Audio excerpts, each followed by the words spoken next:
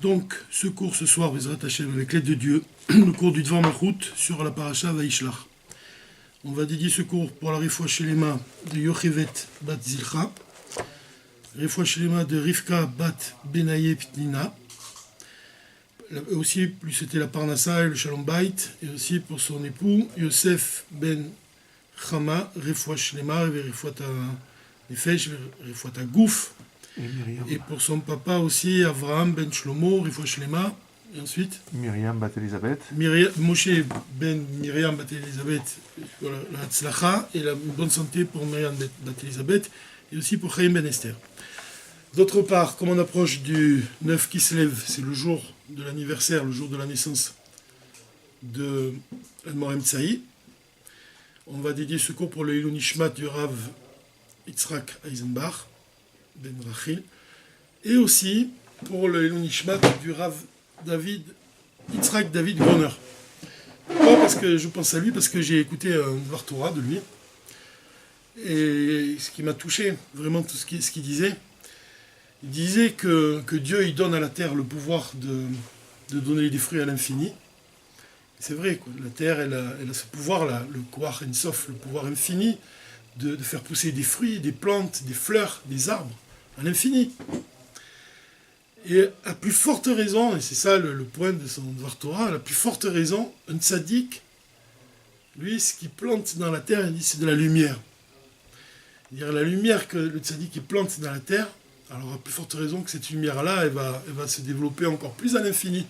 Si déjà, on voit que une graine, elle peut donner des arbres, alors la lumière qu'un tzaddik va planter dans la terre, déjà qu'elle est une sof, c'est la lumière infinie de Dieu, mais alors qu'est-ce qu'elle va donner ?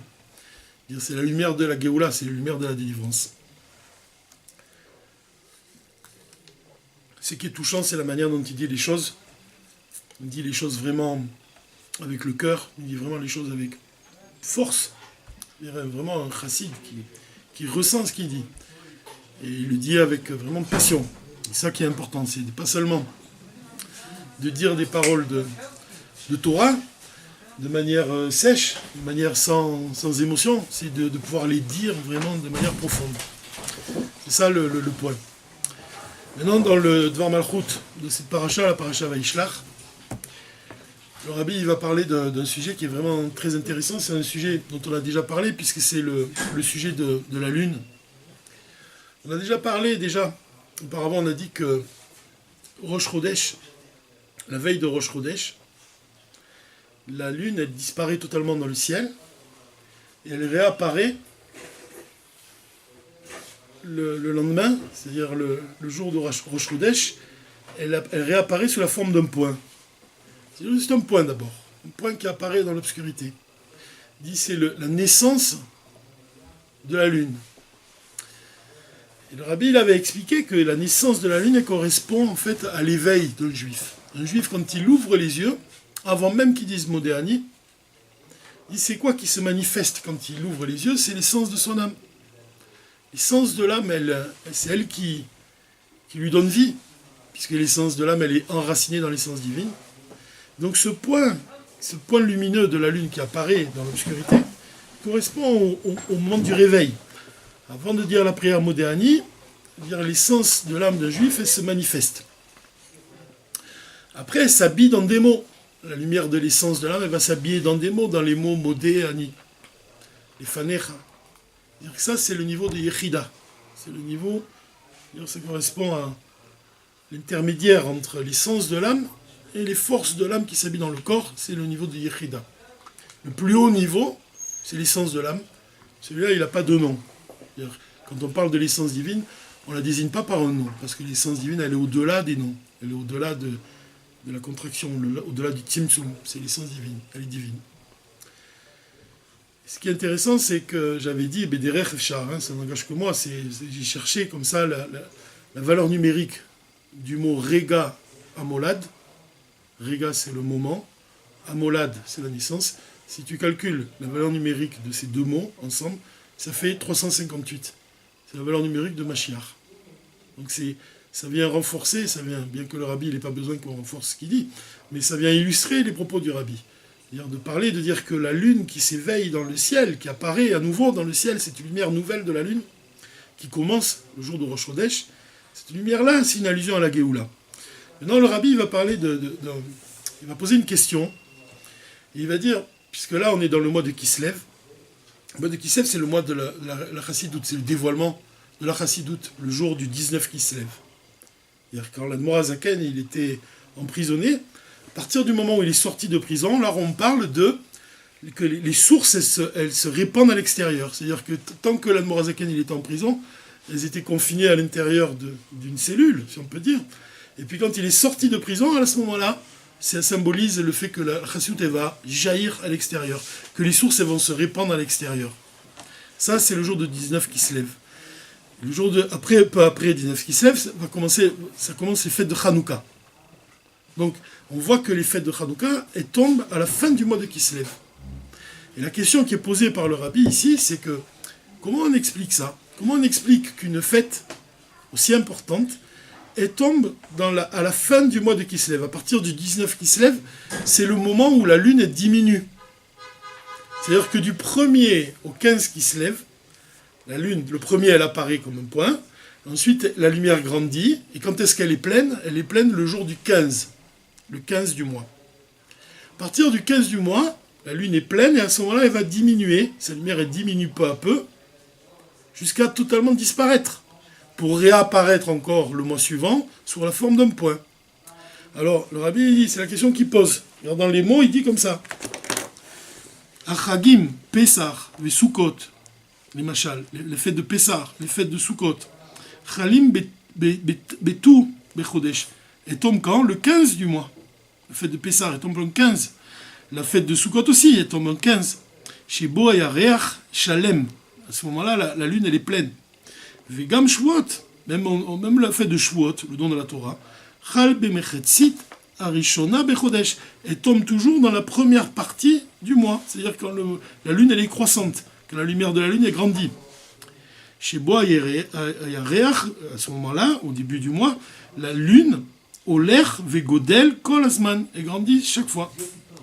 Aval Yutet qui se lève, mais le jour du 19 qui se lève. Chal Betaharir chez Boa Yareach, Rak Oler ou Mitrase et. La fête du 19 qui se lève va tomber à un moment où la lune, elle se recouvre, elle diminue peu à peu. La lumière de la lune, elle diminue peu à peu.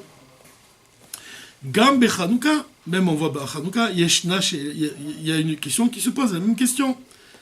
On dit Purim, quand est-ce que ça tombe Purim? Ça tombe aussi le tout, le 15. Chez Azayareach Shalem, au moment où la lune elle est pleine.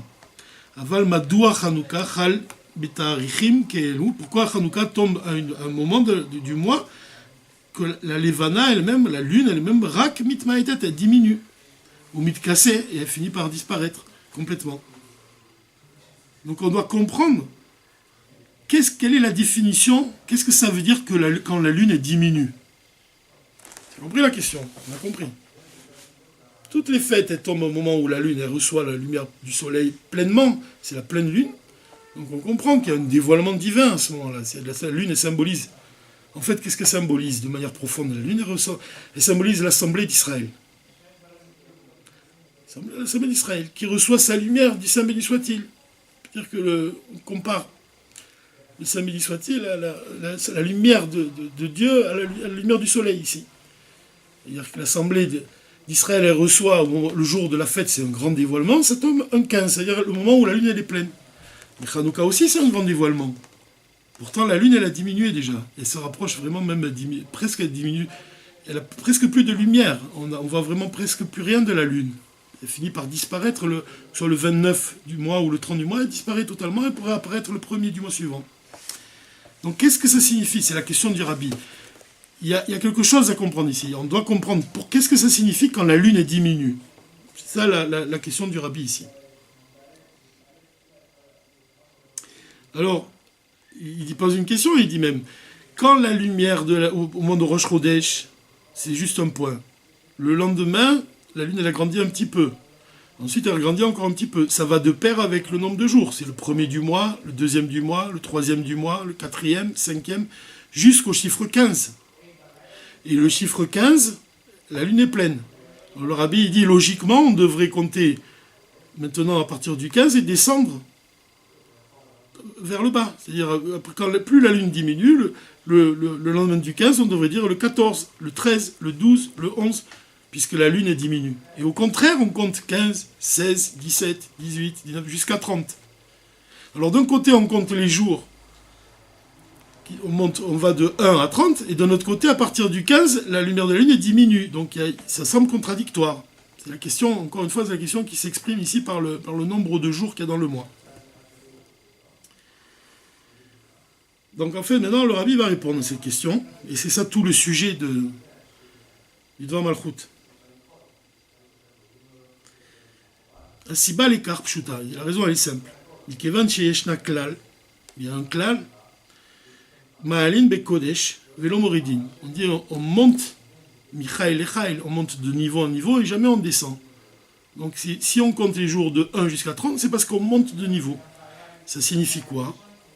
Ça signifie que alors même la deuxième partie du mois, même si la lune diminue, ça exprime malgré tout une élévation. Laquelle? C'est ça la réponse. Quelle élévation il y a dans le fait que la lune diminue?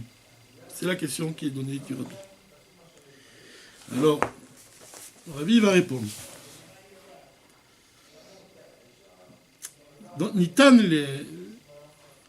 les Avin, on doit donner comme explication à cela, l'écart chez Akisouille, le fait que la lune diminue. Sa lumière, elle disparaît peu à peu. Mais Ave Be'etzem Aliak voix, ça exprime en fait une élévation. La lune, elle reçoit toute sa lumière du soleil. Zemofia Betrilat Betor Nekuda, Beatrala Betor Nekuda. Au départ, on voit que c'est juste un point, tout petit. Et ensuite, la lumière grandit, Ad Shayareach Meir Kula, jusqu'à arriver à la pleine lune. Ça, c'est clair, on a compris.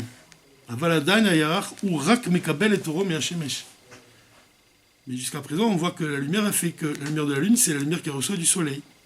Et on n'est pas encore arrivé à la perfection qui va arriver dans les temps futurs. De quelle perfection il s'agit? En fait, si tu lis dans l'Avdala, avant l'Avdala, pardon, la prière de la lune qu'on a dit hier soir. Qu'est-ce qu'on dit dans la prière de la lune? On dit Yeratson, on dit que l'Éternel, mon Dieu, et Dieu de mes pères, qu'est-ce qu'on dit? Que ce soit ta volonté de combler la déficience de la lune, il appelle ça Gimat Elevana, le fait qu'elle diminue, il dit que ce soit ta volonté de remédier à ça, de combler sa déficience, la déficience de la lune, de sorte qu'il n'y ait aucun amoindrissement en elle, de sorte que elle s'amoindrit plus. Et que la lumière de la lune soit comme la lumière du soleil. Que la lumière de la lune, elle atteint au niveau du soleil. Comme la lumière des 7 jours de la création, telle qu'elle était avant son amoindrissement, ainsi qu'il est dit, Dieu fit les 2 grands luminaires, et puisse réaliser en nous le verset, ils rechercheront l'Éternel leur Dieu, ainsi que David leur roi. C'est-à-dire que quand Dieu il a créé les 2 luminaires, au départ ils avaient la même taille. Puis la lune s'est plainte, et Dieu il a amoindri la lune. Et on dit que dans les temps futurs, la lune, elle va retrouver sa taille. Elle va même, plus que ça. La lumière de la lune, elle va venir d'elle-même. C'est même plus qu'elle va recevoir la lumière du soleil. Elle-même, elle va distribuer sa propre lumière. Ça, c'est ce qui est dit dans les temps futurs. Au sujet des temps futurs, c'est la Géoula. Donc, quand la lune, elle va retrouver une taille supérieure. Qu'est-ce qu'on doit comprendre maintenant de manière encore plus profonde? Qu'est-ce que ça signifie de manière profonde que la lune, elle a été amoindrie? C'est qu'au départ, elle avait la taille du soleil, puis elle s'est rapetie. Dans quel but? En fait, on doit comprendre, la lune, elle est comparée à la séphira de Malchut. Malchut. Et le soleil, il est comparé aux séphirotes supérieures à Malchut. D'ailleurs, c'est ce qui se passe dans l'enchaînement des mondes. Dans l'enchaînement des mondes, Malchut reçoit de Zo. Zo, c'est Chesed, Vora, Tiferet, Netzach, Hod, Yesod. 6 séphirotes, supérieurs à Malchut. Malchut, ça représente le souffle divin. Souffle divin qui va créer les mondes et tout ce qu'ils contiennent. Quand Dieu il a créé les mondes, en fait, les mondes tels qu'ils sont aujourd'hui, le souffle de Dieu, il reçoit en fait, des séphirotes supérieures, et il va descendre dans un monde où il est donné le choix à l'homme de faire le bien, de faire le mal. C'est-à-dire que la séphira de Malchut, elle-même, le souffle divin, il répugne à descendre dans le monde. Pourquoi ? Parce que elle a peur que cette vitalité qu'elle va dispenser au monde, il soit utilisé de l'autre côté de la Kedusha. Donc son aspiration à la Lune, c'est de s'élever toujours et de retourner à sa source. Et on dit que dans les temps futurs, quand on dit que la Lune elle va retrouver sa taille, vraiment telle qu'elle était avant qu'elle soit amoindrie. C'est-à-dire la taille du Soleil. Oui, la taille du Soleil.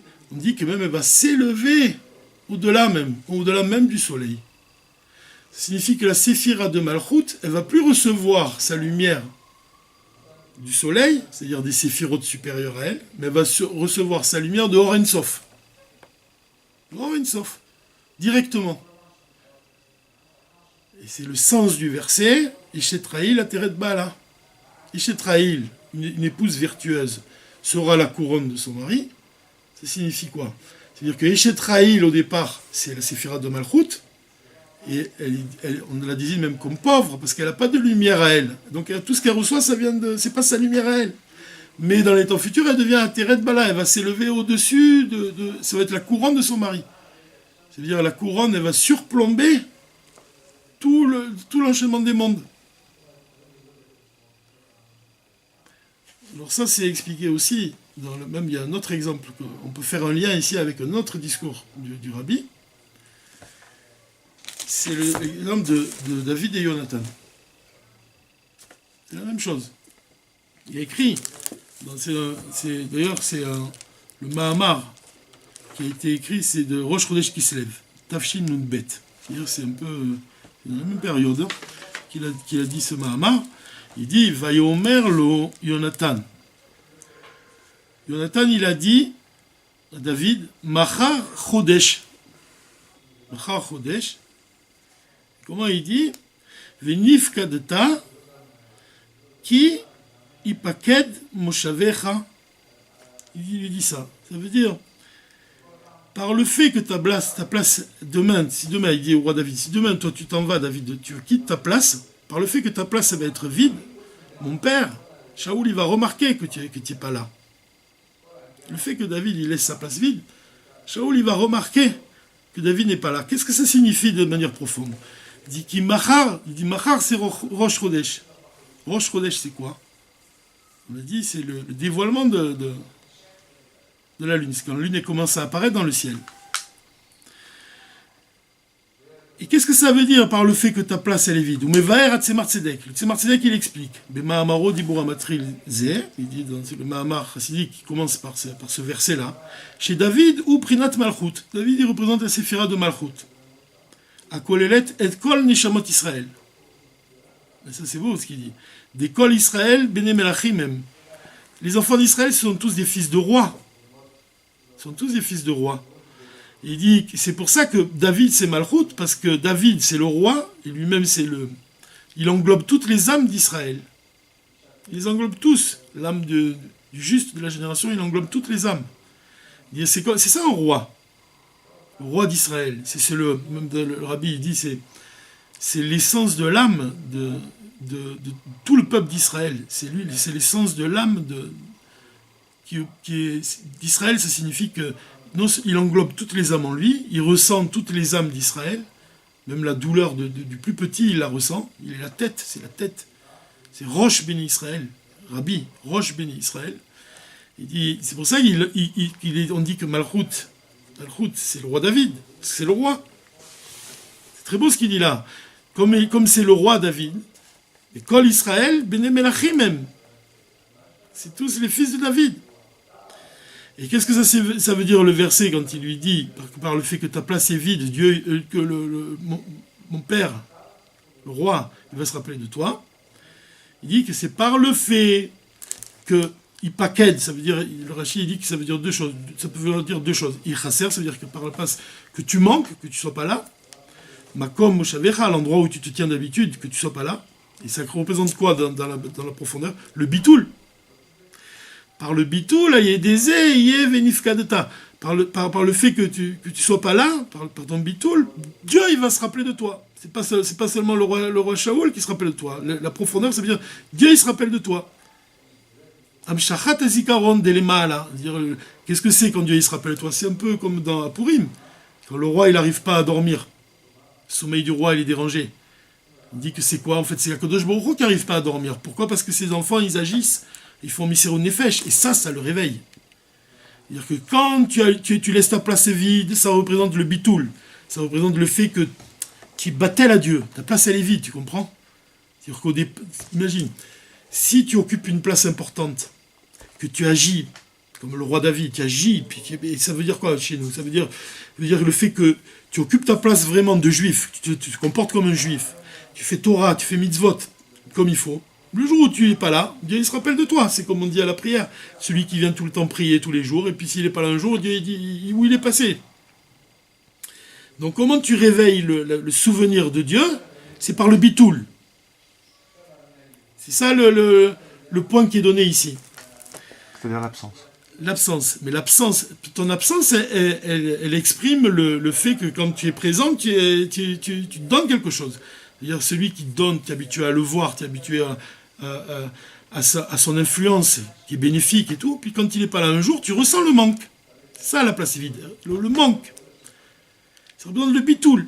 C'est-à-dire le fait, celui qui est battel à Dieu, celui qui est soumis à Dieu, qui est totalement soumis à sa volonté, par le fait d'être totalement soumis à Dieu, tu te lies à Dieu de manière à ce que vraiment il pense à toi. C'est exactement comme la prière. Quand on prie le matin, en fait, qu'est-ce qu'on fait, le fait de prier le matin? Dans les mondes supérieurs, on dit que le fait de prier, tu vas attirer une lumière nouvelle de la séphira de Keter qui va s'habiller dans le monde Hatzilut. Ça veut dire quoi concrètement, de manière plus simple, dans d'autres termes? Ça veut dire que le fait de prier, de regarder dans ton livre de prière, Dieu il va regarder vers toi. Il va se dire, ah tiens, il y a quelqu'un qui pense à moi. Donc ça veut dire quoi? Ça s'exprime dans l'enchaînement des mondes par le fait que la séphira de Keter, la couronne qui surplombe l'enchaînement des mondes, elle va dispenser une lumière nouvelle dans tout le Seder Ishtal Shelut, jusqu'à notre monde. Par le fait de prier seulement. C'est ce que dit Jonathan ici au roi David. Si demain tu manques, ça veut dire si toi tu es battel à Dieu, alors Dieu il se rappelle de toi. Qui Be'erev Rosh Chodesh ou Elem Ve'ester Alevana. C'est-à-dire, mais qu'est-ce que c'est la veille de Rosh Chodesh? Il lui dit si demain c'est Rosh Chodesh, il dit au roi David, mais la veille, Ve'ad Sheberega Shelifne Amolad, au moment même avant Rosh Chodesh, comment elle est la lune? L'onishar mimena gam nekuda, il reste même pas un point d'elle. C'est-à-dire la veille de Rosh Chodesh, la lune elle disparaît totalement dans le ciel. Ça, et après elle commence à réapparaître. Donc tu vois que le moment où elle disparaît, la lumière de le ciel, tu peux l'expliquer aussi comme ça. Tu peux dire que ça représente le bitoul. Elle est complètement battelle à Dieu. Et on a dit que la séphira de Malchut, elle reçoit toute sa lumière des séphirotes supérieures. Elle est totalement battelle, ça veut dire qu'elle-même, elle n'a pas de lumière. Tout ce qu'elle a, c'est ce qu'elle reçoit d'en haut. De la même façon, le roi David, il est lié à Dieu. Toute sa lumière, il la reçoit de Dieu. Et ensuite, la lune, elle apparaît en un seul point. Amshachat Ochadash. Une lumière nouvelle du soleil maintenant qui apparaît. Chez Loeirba Mikodem. Il n'y avait pas cette lumière auparavant. Chaque Rosh Chodesh, il apporte une lumière nouvelle. De la même façon, Rosh Hashanah, il apporte une nouvelle lumière dans le monde. Le Rosh Hashanah, ça tombe aussi le jour de Rosh Chodesh. Mais elle, c'est une lumière clalite, c'est une lumière générale qui englobe toutes les lumières de tous les mois, de toute l'année. Mais chaque mois, chaque Rosh Chodesh, il apporte une lumière nouvelle. ou Kmoken ou Be Israël. Et la même chose, elle est pour Israël chez Domé la Levana, qu'Israël il ressemble à la lune. D'Aliédé à Bitoul, par le fait d'être Batel, qu'Israël il est Batel à la volonté de Dieu, Nimshar Bahem, Orna Ale Beyoter Or Hadash, alors Dieu il va dévoiler une nouvelle lumière qui va éclairer le peuple d'Israël. Et en fait, si tu réfléchis encore de manière un peu plus profonde, tu te rends compte que c'est vraiment ça, c'est vraiment par le Bitoul, par le fait d'être Batel à Dieu, qu'on attire la lumière de la Géoula. Ça, c'est...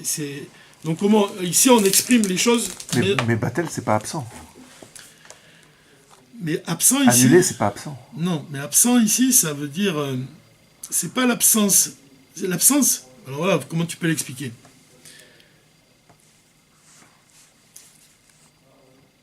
Quand la lune, au début du mois, du Rosh Chodesh, c'est un simple point qui apparaît.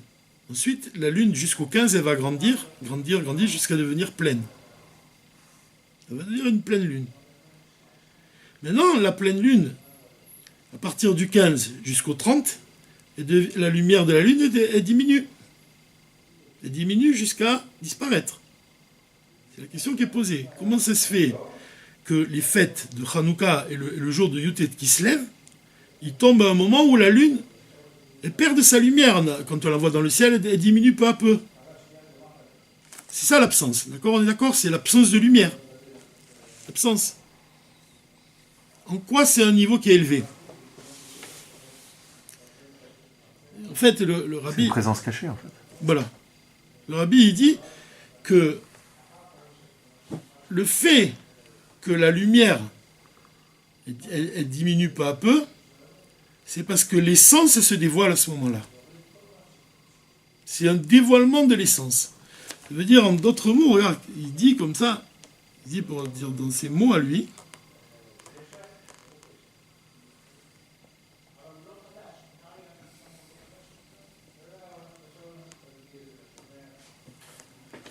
qu'est-ce qu'il va dire? C'est quelque chose d'étonnant.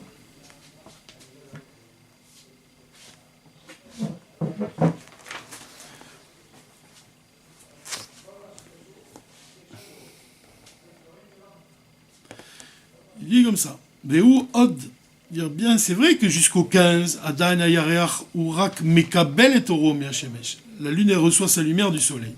Vehu od lo magia leshlemut shetie begeoula. On n'est pas encore arrivé au dévoilement de la Géoula. Sheaz Ayareach Hatzmo Yair Velo Izdakek Klal Lashemesh. C'est-à-dire que la Géoula, on ne parle pas que la lune elle va recevoir sa lumière du soleil. On parle que la lune elle va avoir une lumière à elle. On a dit, on a exprimé, ça s'exprime par le fait que la séphira de Malchut elle va s'élever au-delà de toutes les autres. Shlemut itbatse aliede darga eliona atzmit. Donc ce niveau-là, il exprime, quand la lune elle arrive à avoir sa propre lumière, c'est un dévoilement très élevé. On est d'accord. Akvoa ach miashemesh. Elle dépasse même le soleil. Elle va distribuer sa lumière à tout l'enchaînement des mondes. Mais Mechetzit Achodesh Arishona, la première moitié du mois, Or Alevana Oler Vegodel. La lumière de la lune est grandie. Pourquoi? Mikevan Shei Mitrarichet. Bon, je n'arrive pas à le dire. Mitracheket, elle s'éloigne du soleil. Pourquoi la lumière est grandie la première partie du mois? C'est parce qu'elle s'éloigne du soleil. Velachen, Befsharuta Leaïr. C'est pour ça qu'elle peut éclairer. On va l'expliquer sous la forme d'un exemple. Im Aor Shei Kiblakvar. Avec quoi elle va éclairer? Avec la lumière qu'elle a reçue. Ve'elu Bemechetsit Hasheni. Mais la deuxième partie du mois, Mikevan Sheayareach Mitkarev El Hashemesh, puisque la lune elle se rapproche du soleil. Voir En Befsharuta Leaïr. Alors elle n'a plus la possibilité d'éclairer qui parce que quand elle est proche du soleil, elle s'annule totalement. Ça veut dire quoi? Alors, comme c'est expliqué, c'est quelque chose qui est subtil. Du 1er au 15, en fait, quand la lumière du soleil est grandie, et qu'elle finit par devenir la pleine lune, juste le 15, c'est parce que la lune elle s'éloigne du soleil. Et le fait de s'éloigner du soleil, Alors non, tu la vois, tu vois ça, tu peux voir sa lumière qui grandit. Fait de s'éloigner. Plus elle s'éloigne, et plus elle dispense sa lumière. Au point que même le 15, elle est pleine, la Lune. Mais ensuite, elle se rapproche du Soleil. Et c'est quand elle se rapproche du Soleil que sa lumière est diminue. Donc du 15 au 30, la Lune, elle finit par disparaître totalement. Pourquoi ? Parce que dans le ciel, elle se rapproche du Soleil. De manière profonde, tu pourrais expliquer les choses comme ça. Si on va dire que la Lune, c'est le chassid, on va dire que le Soleil, c'est le rabbi. Quand le chassid il rentre dans le bureau du rabbi, donc quand le chassid il se rapproche, il est proche du rabbi, qu'est-ce qu'il fait ? Il diminue. C'est-à-dire que sa lumière, elle n'est pas là. Il est occupé à recevoir la lumière. Mais il est là. Mais il est là. Mais sa lumière, tu la vois pas. Bien qu'elle soit là, elle existe. Mais tu la vois pas. C'est comme l'exemple qui est donné, même que tu peux trouver dans la Guémara, c'est si tu prends la flamme d'une bougie et tu la mets en plein jour, bien que la lumière elle soit là, tu vois pas sa lumière. Elle est complètement annulée devant la lumière du soleil. De la même façon, un chassid, il est totalement annulé quand il est en présence du rabbi. C'est pour ça que le rabbi il dit que quand on rentrait dans le bureau de son beau-père, il y avait une pleine beauté dans son bureau. Et à partir du moment où tu quittais la porte de son bureau, la pleine beauté qui est à l'intérieur, elle n'existait plus. Elle n'était plus là. Tu rentrais maintenant dans le monde. Alors quand tu t'éloignes maintenant du rabbi, c'est là que le chassid, sa lumière, elle commence à apparaître. C'est comme tu prends une bougie, tu la mets en plein jour, tu vois pas la bougie. Maintenant, quand le soleil descend, tu vois la lumière du chassid, elle commence à apparaître. Donc ça correspond à ce qu'il dit là. Le fait que la lune elle se rapproche du soleil, alors, le fait que la lune elle se rapproche du soleil, alors en fait, elle-même, elle n'a pas de lumière, elle est plus mashpia, elle est juste mekabel, elle fait que recevoir la lumière du soleil. Et le fait qu'elle s'éloigne du soleil, alors là, c'est là qu'elle apparaît, que sa lumière elle apparaît dans le monde. Il y a une chose dans la halakha qui ressemble aussi. Il le dit aussi ici. Dans la halakha, quand tu étudies la halachot pour cachériser la viande, c'est-à-dire quand la viande elle est occupée à lâcher le sang, alors elle avale pas. Pas avaler d'interdit, elle est occupée à lâcher ce qu'elle a. Donc elle avale pas. De la même façon, celui qui est occupé à recevoir de la lumière, il donne pas encore, il dispense pas de lumière. Donc qu'est-ce que ça veut dire ? Maintenant tu peux comprendre de manière profonde. Qu'est-ce que ça veut dire quand du 1er au 15 on a compris, c'est quand la lumière quand la lune elle s'éloigne du soleil, que la lumière elle apparaît. Mais maintenant on comprend maintenant. Quand la lune elle se rapproche du soleil, alors sa lumière elle diminue. Qu'est-ce que ça signifie de manière profonde ? On a dit qu'en fait sa lumière elle existait, mais c'est quoi exactement, ça représente à quoi ? C'est le dévoilement de l'essence. Comme ça, c'est le point le plus important ici du Dvar Malchut, c'est ça. C'est-à-dire de tout ce qui est caché. Le dévoilement de l'essence, oui, tout ce qui est caché. Et il y a un exemple que tu peux même dire dans l'enchaînement des mondes. Tu peux dire comme ça. Il dit comme ça, il dit que la séphira de Keter, qui surplombe l'enchaînement des mondes, elle est tellement occupée, elle reçoit la lumière d'Orin Sof, elle reçoit la lumière d'Orin Sof, la séphira de Keter, elle surplombe l'enchaînement des mondes. C'est-à-dire que sa lumière à elle, il dit qu'elle est shrora, elle est noire. Elle est noire, ça veut dire que noire ça signifie qu'elle n'est pas dévoilée. Invisible.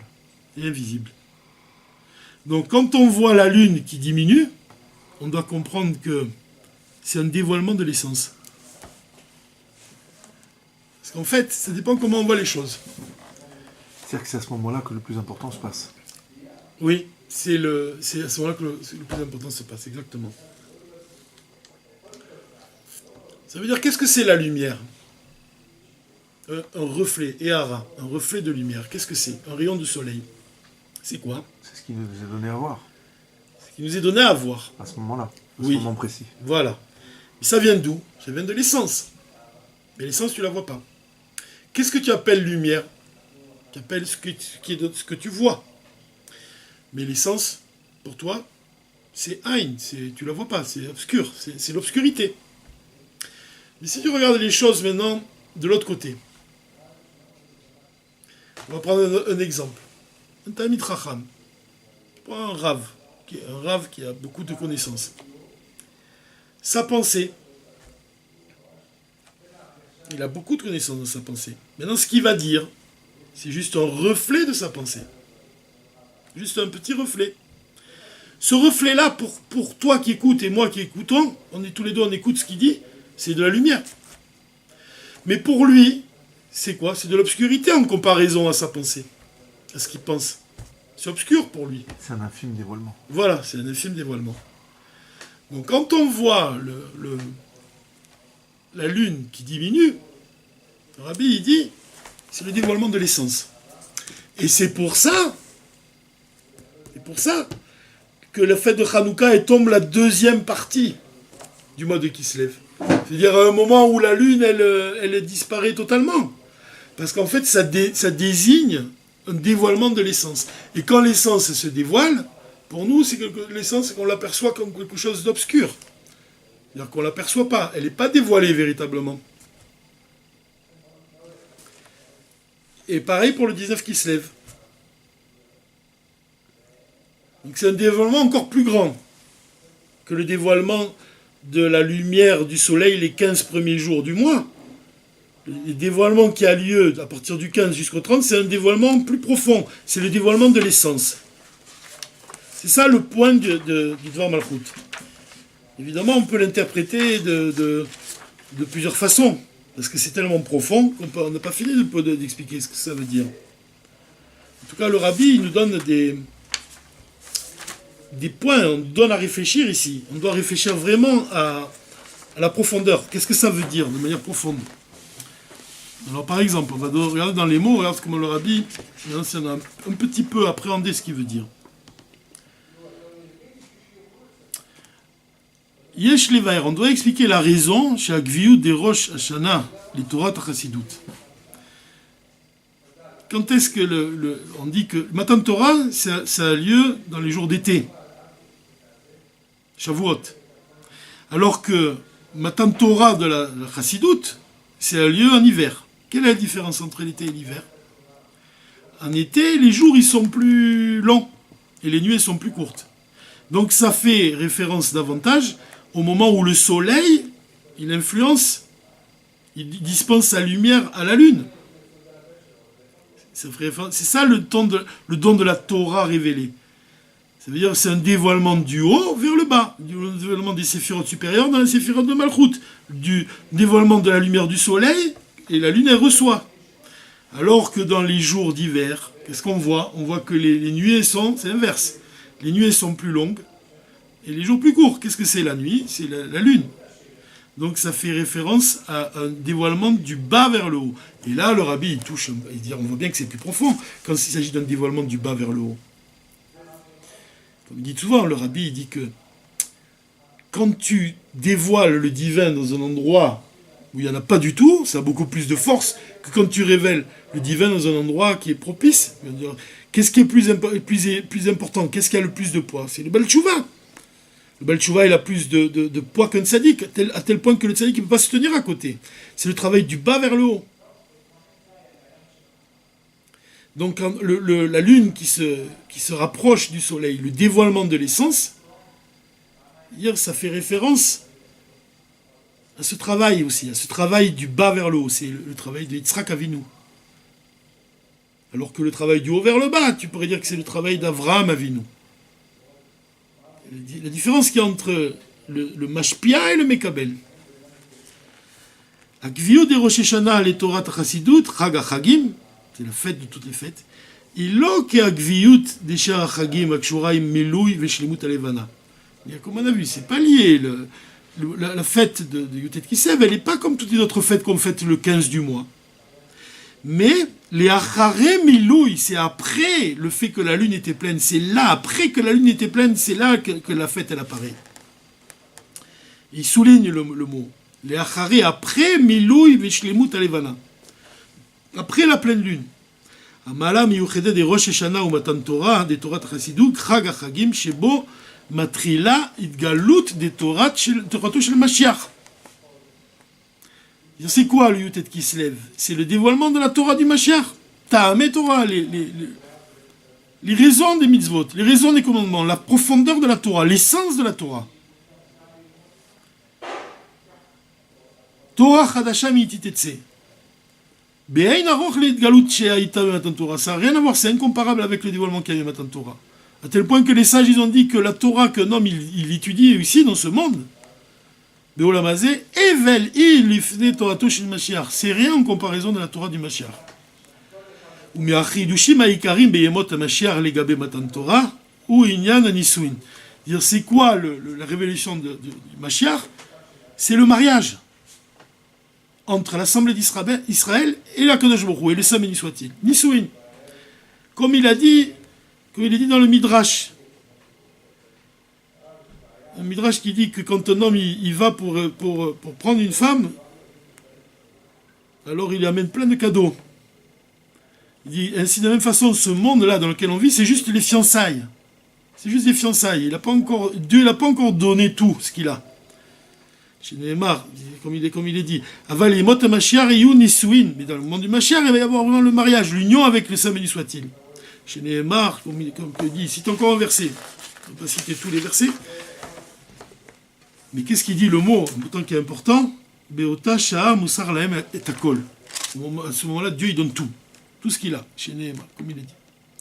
Chez Ikar Vilshimut Ha'ichud, l'essentiel de l'union de Kadosh Baruch Hu, de Knesset Israël et Kadosh Baruch Hu, chez Naasim Chad Mamash, qui sont un vraiment, c'est Nisuin ou l'Yemot Mashiach, c'est au moment du Mashiach. Et là se réalisera, Ikuyam Ayud, Ve'yehaor, que la lumière de la lune, elle sera comme la lumière du soleil. Chez Israël, Emlo Rakmo Levana, Israël ne sera plus seulement comme la lune qui reçoit du soleil, mais qu'est-ce qui va se dévoiler? Que Israël et Dieu, ça fait un. C'est ce qu'il dit Rabbi Shimon Yochai. Donc si Dieu et Israël, ça fait un, c'est plus comme le soleil, comme la lune qui reçoit du soleil. C'est que la lune elle-même, elle va avoir sa propre lumière, elle est liée avec Dieu. Tu comprends la différence? Kevan chez Midgalé, chez Israël, Kedusha Be'echu Kolochad. Ve'inyanze merumaz, gam be'agviu de Rosh Hashanah ou Matan Torah de Torah Chassidut, le'achare milui v'shlemut alevana. Donc ça se dévoile après que la lune a été pleine. Chez Bazé merumaz, que là, il y a vraiment, là on touche la shlemut de alevana, le'achare, be'u be'osafal, kabbalat or achama, be'shlemut. Il dit que la lune, elle reçoit sa lumière du soleil, le 15, elle est pleine. Donc ça, c'est déjà une shlemut. Elle atteint déjà sa perfection. Mais là, après le 15, on atteint quoi? On ajoute et on atteint la shlemut de Alevana. La perfection de la lune. Après le 15. Chez Mitkarevet el Achama, que là, elle se rapproche du soleil. Pour s'unir à lui. Ou liot kamota mamash, pour devenir comme lui. En fait, ça veut dire quoi de manière profonde? Ça veut dire quoi quand tu dis que la lune elle va s'unir au soleil vraiment? C'est ce que le rabbi dit sans cesse. Il dit que les tzemane shama meshureshet be'atzmut, c'est-à-dire que l'essence divine de l'âme juive, elle est enracinée dans le divin. On parle de ça. Le yichud mamash, la shlemut, la perfection de la plus haute, c'est le lien de l'essence de l'âme avec l'essence divine. Et ça s'exprime avec plus de force après le 15 du mois. Alors il va donner un exemple ici qui est très beau. Il dit de manière précise, il dit. Il va dire comme ça. Regarde ce que le rabbi dit ici.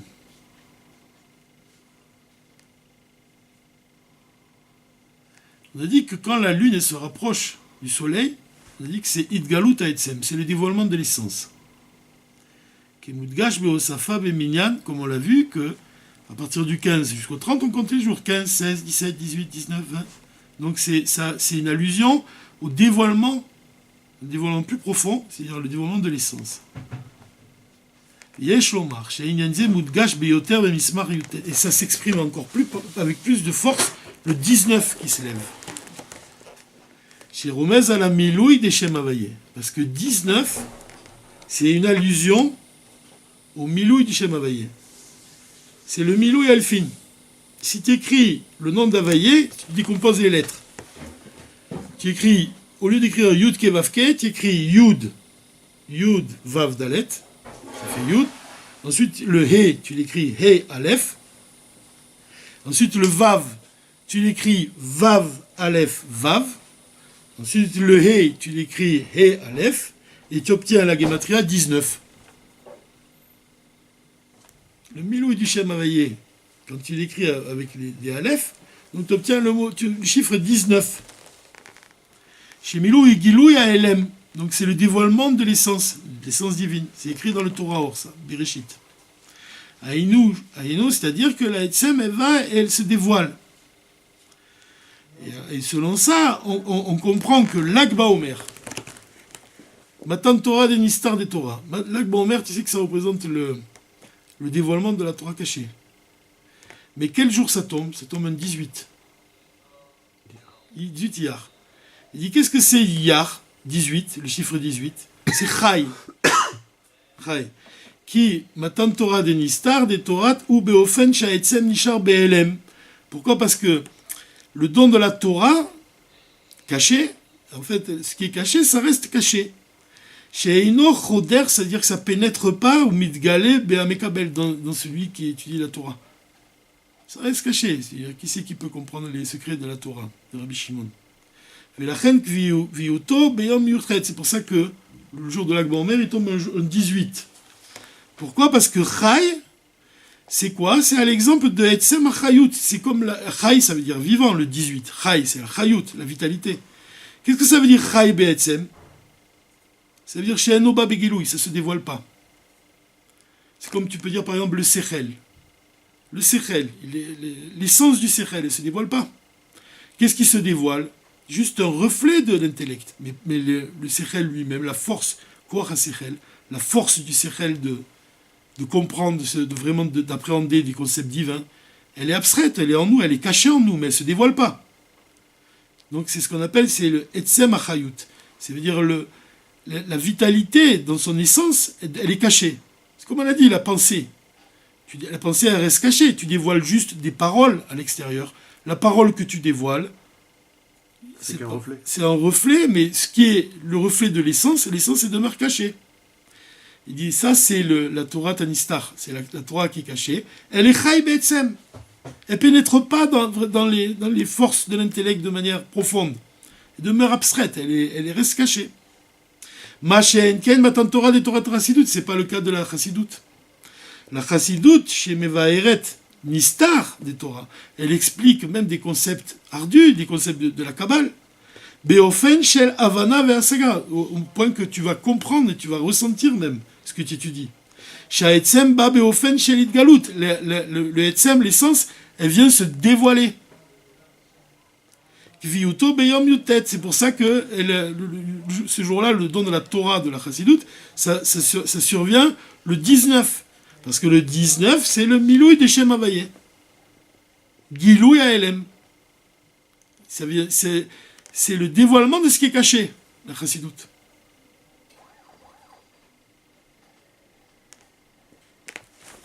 C'est-à-dire que la Chassidut, qu'est-ce qu'il est venu faire, l'Admor HaZaken? Il est venu mettre à notre portée des concepts qui sont abstraits. Il a descendu le divin au niveau de l'intellect. C'est-à-dire il a descendu le divin de manière à ce que le divin il pénètre dans la pierre de l'intellect. C'est pour ça que la Chassidut elle est comparée à de l'huile. C'est-à-dire que l'intellect il est raisonné, il est logique. Et là tu fais rentrer des concepts comme la Emouna.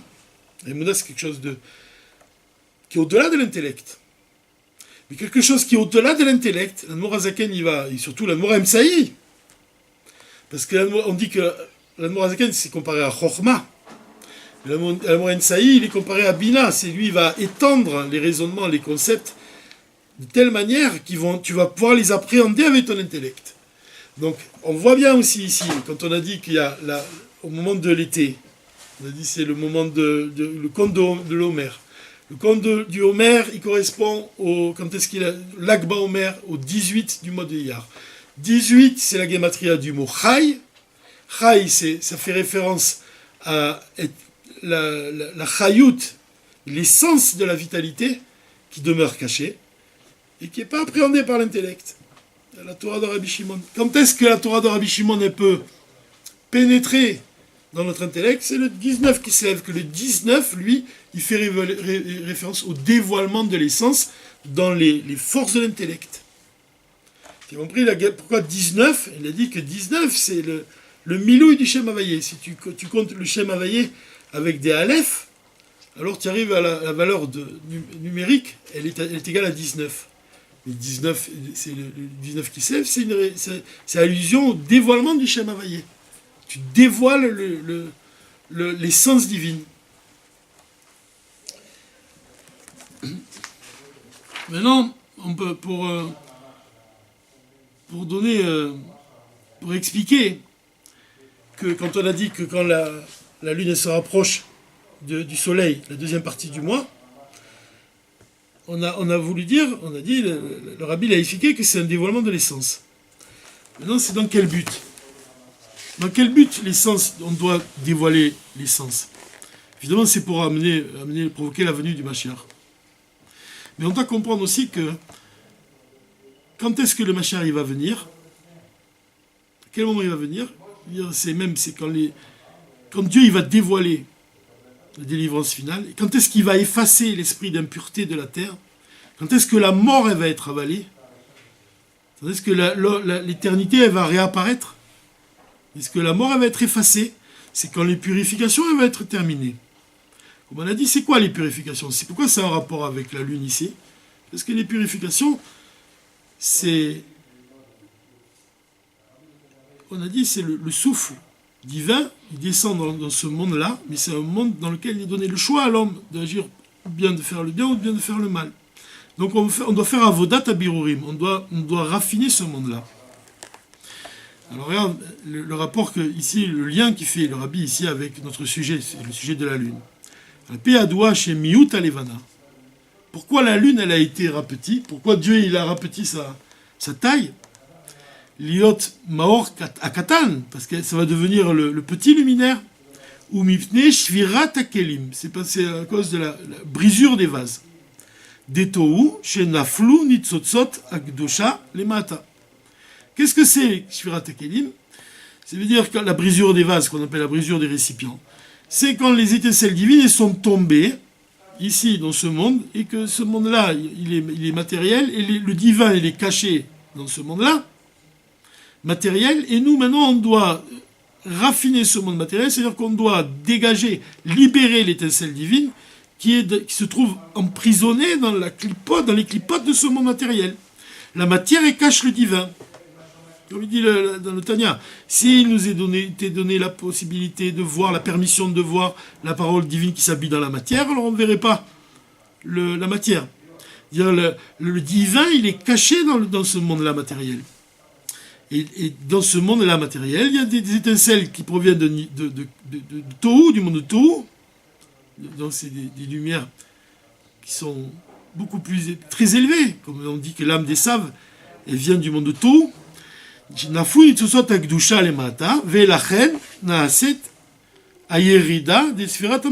c'est pour ça que la Malchut elle est descendue.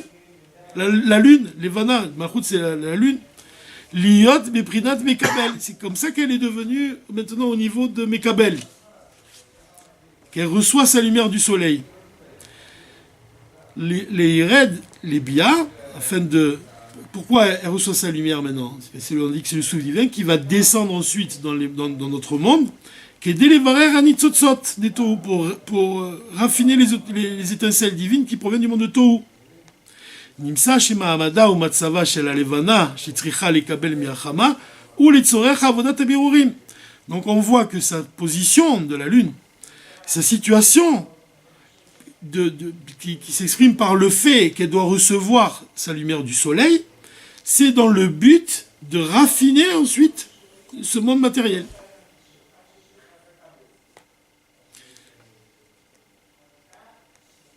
Aval begmara avodat habirurim, mais quand on aura fini ce travail-là de raffiner les étincelles divines, l'otei alevana beprinat mekabel, alors la lune ne sera plus au niveau de mekabel, et là il y a or alevana qui est or achama, et la lune va s'élever au-dessus des autres séphirotes. Ça, il est écrit dans la source aussi, ce point-là. Et quand le travail des purifications il sera terminé, à ce moment-là, la lune elle va s'élever au-dessus de toutes les autres séphirotes. Et ça, c'est allusionné dans la parasha Vayishlach. C'est-à-dire que là aussi, on voit pourquoi la parasha Vayishlach, on la lit dans la deuxième moitié du mois. Pour quelle raison? Parce que la parasha de Vayishlach, elle dit comme ça, Yaakov, Vayishlach Yaakov melachim lefanav, que Yaakov, il a envoyé des anges devant lui, vers Esav, Achiv, son frère. Chez Yaakov, chez Shorsho Meolam HaTikun, l'origine de Yaakov, il vient du monde de Tikkun, du monde de Tzilut. Shalach Melachim Lefanav Mamash. Il a envoyé des anges devant lui, ça veut dire quoi devant lui? C'est-à-dire plus haut qu'Atzilut. C'est où plus haut qu'Atzilut? Les Prinach, les Malamimeno, Madriga. El Esav Achiv, les Shorsho Beolam HaTohu. Il a envoyé les anges, en fait, c'est devant lui, ça veut dire dans le monde de Tohu, à la racine d'Esav. Kevan Alpi Shaychuto le Yaakov, Areze Esav, Shenitbarer, Vechazar, les Shorsho, Beprinat Amakifim de Tohu. Quel est le Hamshir, Prinat Amakifim de Tohu, et Lav le Maata. Dans sa racine, Esav, il est dans le monde de Tohu. Donc, Yaakov, il pensait que Esav, il s'était élevé. Qu'il s'est élevé en Kedusha.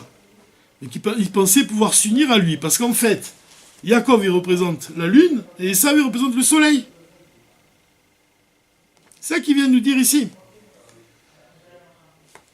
C'est-à-dire, quand on dit, il dit ici, Kedele Amshir Prinata Makifim, attirer les lumières qui sont dans le monde de Tohu, c'est des lumières plus élevées que le monde Tikkun, c'est le monde d'Esav, des Tohu, et lave les Mahata, les attirer chez lui, en bas, vers Yaakov, les Mahata Betikun, attirer les lumières de Tohu dans le monde de Tikkun, c'est-à-dire attirer les lumières ici, en d'autres termes, il dit Prinata Or Pnimi, le monde de Tikkun c'est l'Or Pnimi, et le monde, et les lumières du monde de Tohu c'est Or Makif.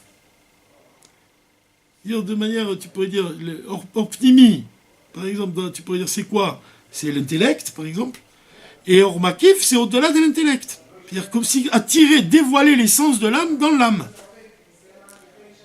C'est ça. Yaakov, il pensait que Esav, il était à ce niveau-là. Qu'il était au niveau de l'essence. Et il voulait attirer l'essence en lui. L'union entre la lune et le soleil. Les tiardou et ardav, afin qu'ils s'unissent quand l'essence, elle illumine l'intellect, c'est plus la même chose. Tu agis au-delà de la raison, tu agis au-delà de l'intellect, tu exprimes ton lien avec Dieu. Donc il pensait qu'Esav il était parvenu à ce niveau-là. C'est la Géoula. Il pensait que c'était la Géoula. Pourquoi? Parce que la Géoula, elle exprime le dévoilement de l'essence divine dans le monde. Ça s'exprime ici par le dévoilement de Tohu dans le monde de Tikkun. Les Ehu Gam Tochen Aïnyan de Chibur Veichud Levana Vechama. C'est l'union entre la lune et le soleil. Yaakov et Esav. Or Pnimi Vor Makif. Mimale Kol Almin Vesuvev Kol Almin. Ve'ad She'alevana Aïna Mekabelet Miachama. Et la Géoula, c'est quoi? C'est que même, on a dit, quand on dévoile l'essence, on dévoile le niveau de l'âme telle qu'elle est enracinée dans l'essence divine. Donc il ne s'agit plus que tu reçois le divin, c'est que l'âme, tu dévoiles le niveau où elle est enracinée, elle fait un avec Dieu. Et ça peut arriver quand? À quel moment? Chez Gvar, Nigmar, Venishlam, Birur, Anitzotzad et Tohu. C'est quand on arrivera à ce niveau-là. Si, allusionné par le fait que si Esav, il avait vraiment fait son travail, alors c'est ça le Birur des Nitzotzad et Tohu. C'est-à-dire c'est l'union entre Yaakov et Esav. Chez les Tsorerze, Aya Miut Alevana. Et c'est pour ça que la lune a été diminuée. Il y a des prinats Bekabel, comme on a dit, pour recevoir. Et là, or, Alevana, c'est Korachama, Sheshneem Shavim. Mais le monde de la Géoula, c'est quand les deux luminaires ils sont égaux. Voilà, on a fait à peu près on a vu à peu près des points qui sont importants dans ce Dvar Malchut. Maintenant, si on peut donner une conclusion, peut-être, on peut parler à l'infini de ce sujet-là. Mais bon, si on doit donner peut-être un point. On dit que, en fait, dans le travail qu'on doit accomplir chaque jour, il y a des moments où on est Mekabel, on reçoit la lumière. D'ailleurs, le fait même, tu pourrais dire même que la Torah révélée, ça correspond, comme la lune, elle reçoit la lumière du soleil. C'est-à-dire, c'est le dévoilement du matin de Torah. Et la deuxième partie du mois, elle correspond au dévoilement de la partie profonde de la Torah. Et c'est pour ça que la date de Yutet Kislev, elle tombe, on a dit, donc vers la fin du mois. Donc, tu pourrais le dire comme ça, tu pourrais expliquer comme ça. Le 30 du mois, la lune, elle disparaît totalement dans le ciel. Totalement dans le ciel. Le 30, c'est quoi? C'est quelle lettre hébraïque? C'est le Lamed. C'est Malchut. Lamed, c'est pourquoi on dit que c'est la royauté? Parce que le Lamed, c'est la lettre la plus haute de toutes les lettres de l'alphabet. Donc on arrive à une shlemut, à une perfection, le 30, au moment où la lune, elle disparaît totalement. Donc ça fait... Et d'ailleurs, le Lamed, il est composé par un Kaf et un Vav. Tu prends un Kaf, tu mets un Vav au-dessus, ça fait la lettre Lamed. Combien c'est la valeur numérique du Kaf? C'est 20. Combien c'est la valeur numérique du Vav? 6. Le Lamed, Kaf et Vav, c'est Gematria Yudke Vavke. Donc tu vois, du 1er au 30, c'est une allusion au cheminement. Notre travail de s'investir dans la partie révélée de la Torah, de s'investir dans la partie profonde de la Torah pour dévoiler l'essence de l'âme. L'essence, tu la dévoiles. Et ça s'exprime par le fait que plus tu dévoiles l'essence, en fait, plus ça s'exprime par le travail de raffiner ce monde matériel. Ça te sert on doit raffiner ce monde. Plus tu raffines, plus tu fais de ton corps même, plus tu le raffines, plus tu permets le dévoilement de l'essence de l'âme dans le corps. C'est pour ça que on pourrait finir comme ça. Il dit que le jour de Kippour, c'est le dévoilement de l'essence de l'âme, de la Neila, le dévoilement de Yechida, c'est connu. Le Rabbi Ratz, il a demandé un jour à son père, il lui a dit, maintenant au lendemain de Kippour, maintenant qu'est-ce qu'on fait? Il dit, le lendemain de Kippour, on dit on fait tchouva. Ça, il lui a répondu, le lendemain de Kippour.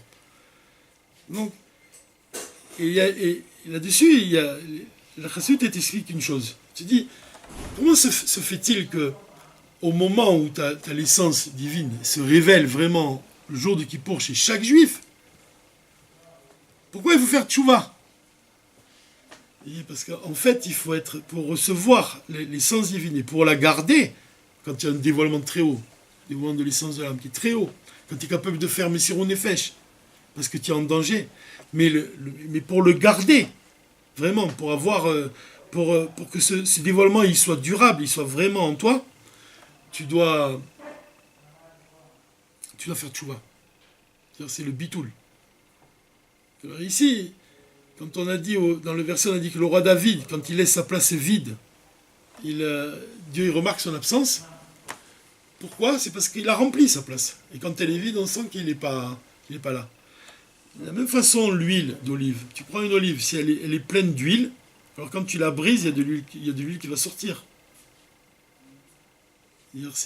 C'est le fait de travailler avec les forces de ton intellect, le fait de purifier le travail avodat habirurim, de purifier les étincelles de ce monde, de purifier ton corps, de purifier les vêtements de ton âme, la parole, la pensée et l'action, que tu fais de toi un kéli pour recevoir la lumière de la Géoula. Et la shlemut, vraiment la perfection, elle est atteinte, sera atteinte à ce moment-là. Quand les purifications seront terminées, à ce moment-là, alors la lune, elle va briller encore plus. L'essence de Dieu, en fait, ça veut dire quoi? Quand la lune elle va s'élever au-dessus du soleil, ça veut dire que l'essence vraiment divine, elle va se révéler dans le monde. Voilà.